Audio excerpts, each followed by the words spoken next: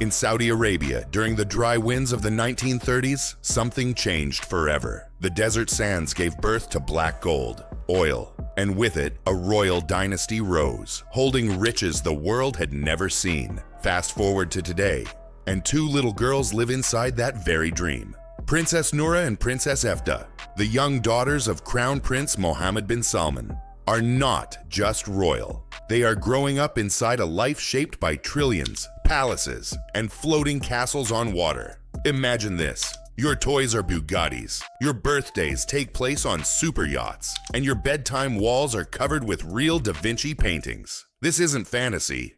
This is their daily life. But how did they become the richest kids in the world? And what does their future look like in a kingdom built on oil, art, and power? In the next few minutes, you'll discover how wealth, beauty, and legacy shaped their world, and why no other childhood on earth even comes close. In the dry heat of Saudi Arabia's desert, the year was 1938. A team of American oil explorers struck something deep underground. Black gold, oil. That moment changed everything. It wasn't just a discovery, it was the birth of Saudi Aramco, now one of the richest companies on earth. The deal between the Americans and the House of Saud turned the royal family into a new kind of power. From this moment forward, their children would grow up with golden cradles, private guards, and a future no one could imagine. The House of Saud was no longer just a ruling family. It became a symbol of limitless wealth. Their sons would become princes. Their daughters would never see an ordinary day. But how did that oil become golden palaces by the 1970s? By the 1970s and 80s, oil money was just the beginning. The royal family's wealth spread into real estate, international banks, and global businesses. And with that, their homes became something the world had never seen. The Al Yamama and Al Uraija palaces were built with Italian marble, glowing walls, and gold-plated ceilings.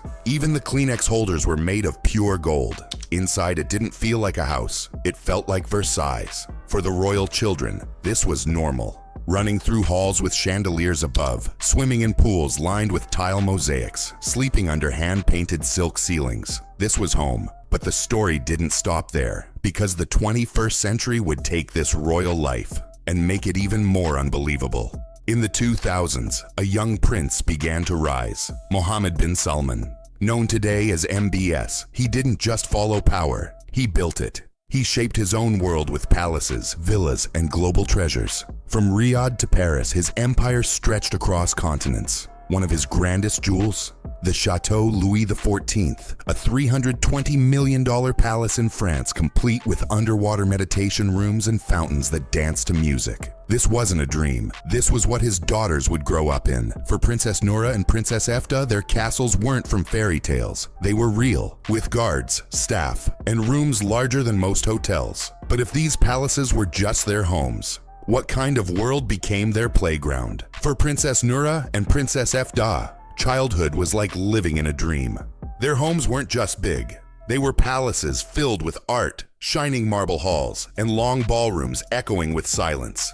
Instead of simple toys, they had rooms bigger than schools, indoor pools, and glowing chandeliers above their play areas. Their walls didn't have cartoons. They held masterpieces, real ones, worth millions. Their homes looked more like private museums than houses. Every door opened to another world, a gold-covered room, a velvet staircase, a view of royal gardens.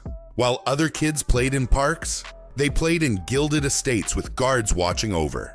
But what about their birthdays? Where do you even throw a party when your home already looks like a palace?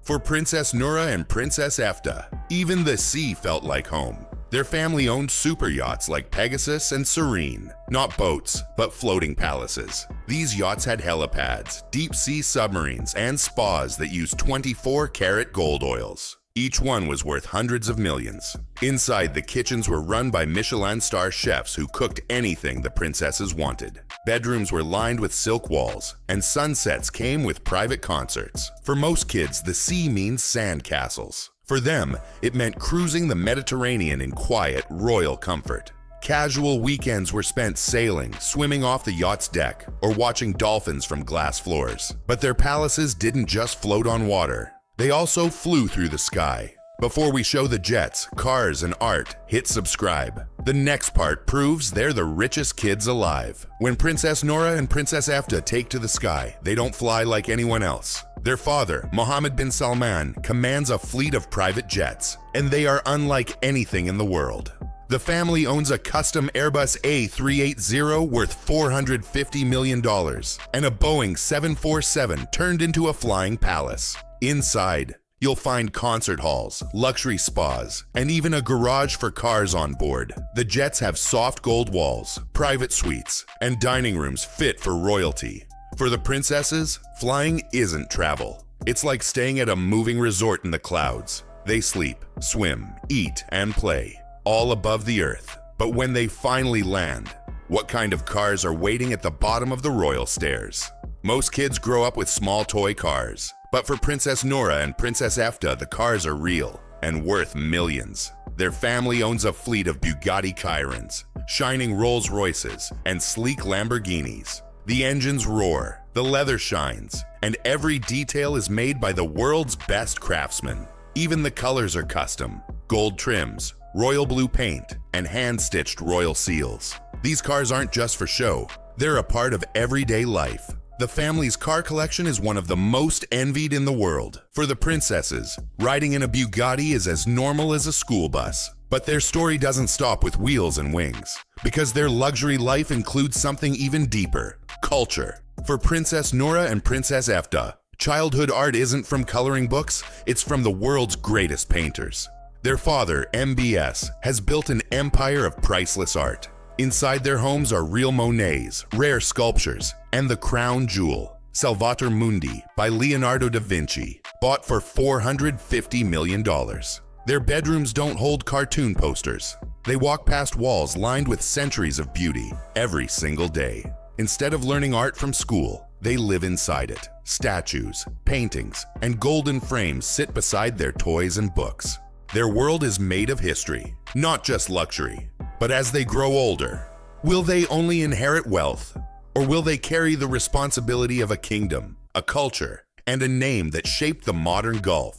Princess Noura and Princess Efta are not just raised in palaces, they are raised with purpose. Their classrooms are filled with elite tutors, teaching them languages, history, and diplomacy from a young age. They learn how to speak with leaders, understand cultures, and carry their family's legacy. Their education goes beyond books. It's built on travel, meetings, and real-world exposure. They grow up knowing how to move between worlds, from royal halls to global summits. Many Saudi royal women now lead in government, philanthropy, and culture. The world is starting to see their voice, and these two princesses are part of that new chapter. But the question still remains: with all this power, wealth, and wisdom, what kind of future truly awaits the richest princesses in the world? By the year 2030, Princess Noura and Princess Efta may no longer just be royal children. They could be leaders in fashion, technology, or global diplomacy. They are being shaped for more than beauty and fame.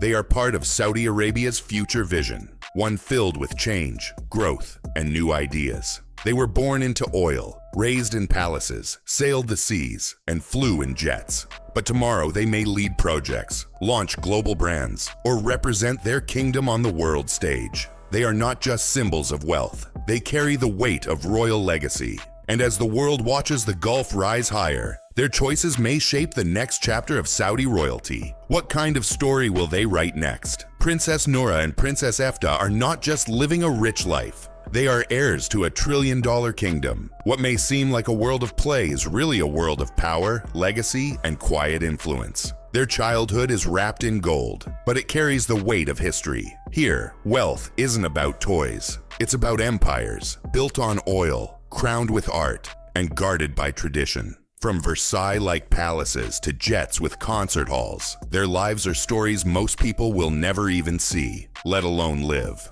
They aren't just growing up in luxury. They are growing into leaders of tomorrow's Saudi Arabia. And now we understand. What began with oil in the 1930s has crowned these two girls the richest kids in the world. Princess Noura and Princess Efta are more than the daughters of MBS. They are living symbols of wealth, culture, and the future of a royal dynasty.